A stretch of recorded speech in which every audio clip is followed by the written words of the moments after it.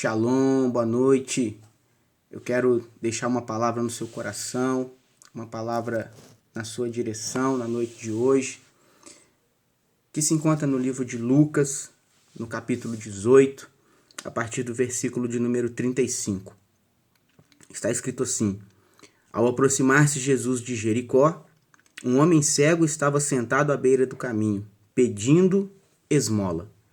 Quando ouviu a multidão passando, ele perguntou o que estava acontecendo. Disseram-lhe: Jesus de Nazaré está passando. Então ele se pôs a gritar: Jesus, filho de Davi, tem misericórdia de mim. Os que iam adiante o repreendiam para que ficasse quieto. Mas ele gritava ainda mais: Filho de Davi, tem misericórdia de mim. Jesus parou e ordenou que o homem lhe fosse trazido. Quando ele chegou perto, Jesus perguntou-lhe: O que você quer que eu lhe faça? Senhor, eu quero ver, respondeu ele. Jesus lhe disse: Recupere a visão. A sua fé o curou. Imediatamente ele recuperou a visão e seguia Jesus glorificando a Deus. Quando todo o povo viu isso, deu louvores a Deus. Querido, eu quero ensinar a você algumas atitudes que podem provocar um milagre. Com base nesse texto da palavra, com base na vida deste homem de Jericó, que eu me recuso a chamar de cego, porque esse homem enxergava longe. Eu quero te ensinar que você precisa aprender a sair da inércia. Você precisa romper com a inércia. É uma atitude que você tem que tomar. Você tem que deixar a inércia para trás. A inércia te mantém na mesmice. A inércia te aprisiona no passado. Você precisa discernir quais são os ambientes, as atmosferas que congelam, que paralisam você. Você precisa discernir quais são as pessoas, os falsos amigos, os falsos colegas, quais são as alianças perniciosas que travam a tua vida espiritual, que abalam a tua fé. E você precisa romper com a inércia, você precisa deixar isso para trás. Você precisa deixar a dívida, você tem que parar de viver em dívida e você precisa romper com a inércia e caminhar para um legado na sua vida. Aquele homem venceu a inércia. Segunda atitude, você tem que reconhecer, valorizar e aplicar o poder de um clamor na sua vida. Querido, presta atenção, a não ser que você não consiga falar. Não há vitória sem clamor. Não há vitória que não nasça nos nossos lábios. Nós precisamos entender que Jesus é o noivo, a igreja é a noiva, e o noivo espera que a noiva clame por socorro. E se você necessita de um socorro, se você necessita de uma mudança, pelo amor de Deus, abra seus lábios. Se você precisa de algo impactante na tua direção, se você precisa de algo impactante na tua vida, na tua família, no teu casamento, no teu filho, na tua filha, se você precisa de algo impactante na tua vida financeira, abra os seus lábios e, por favor, não fique calado diante da tempestade, mas clame. Está escrito na palavra do Senhor: clama a mim e responder-te-ei. Sabe por que tem coisa na sua vida que não tem resposta? Sabe por que há respostas que não chegam para você? Porque você não clama, porque você está calado, porque você está mudo. Você precisa abandonar a mudez, você precisa abandonar a mudez espiritual.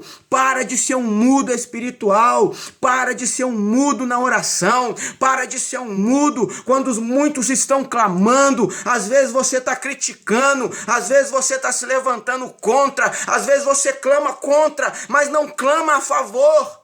Você precisa entender que há poder em um clamor. O clamor daquele cego fez Jesus se mover. O clamor daquele cego fez Jesus mexer no compasso dele, fez Jesus mudar a direção. O clamor daquele cego fez com que Jesus parasse e desse ordens para que levassem o cego até ele.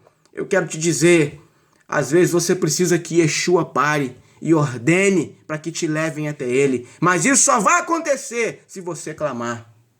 Número 3.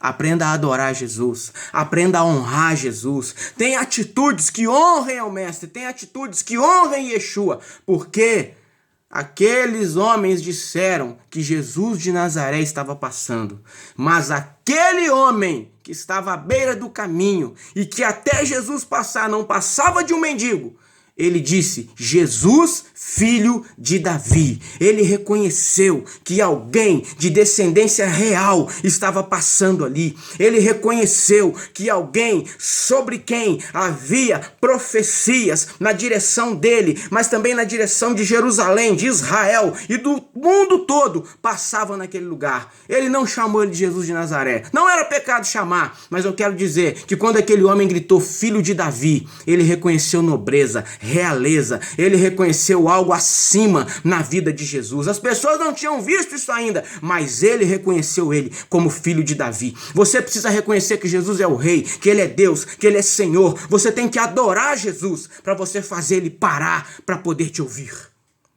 Querido, por favor, recebe essa palavra na tua direção, recebe essa palavra na tua vida nessa noite. Eu quero te dizer uma coisa. Até Jesus passar, aquele homem era um mendigo. Depois que Jesus passou, aquele homem entrou para a história. Por fim, eu quero lhe dizer, cuidado com a multidão. Cuidado com quem manda você calar a boca. Cuidado com quem fala por causa da sua fé que você é louco. Cuidado com quem fala que você enlouqueceu. Cuidado com quem fala quando você está na presença de Deus, adorando, tomado pela unção do Espírito do Senhor. Cuidado com gente que vem querer se intrometer. Não deixe ninguém se intrometer. A sua relação com o Senhor, ela tem que vir em primeiro lugar. Porque há coisas na sua vida, há atitudes em você, há milagres que só Ele pode fazer. Há mudanças na sua vida que só Cristo pode operar. Então não deixe que pessoas paralisem você. A multidão tentou parar o cego. Com certeza eles gritavam, cala a boca, ceguinho, mas ele gritava ainda mais. Eu quero te encorajar nessa noite. Quando mandarem você se calar, grite mais.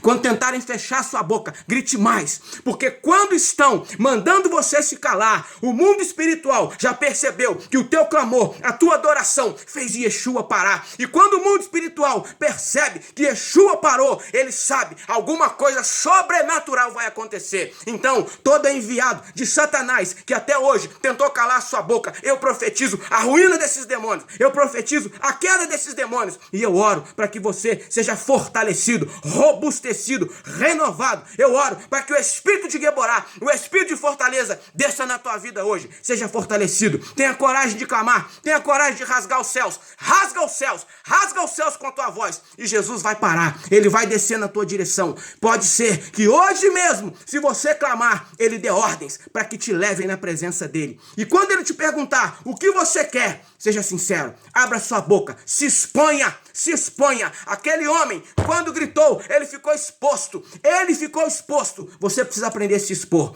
Você precisa aprender a se expor. Você precisa aprender a expor aquilo que te machuca, aquilo que te dói, aquilo que te trava, para que o Senhor venha com bálsamo e cure você.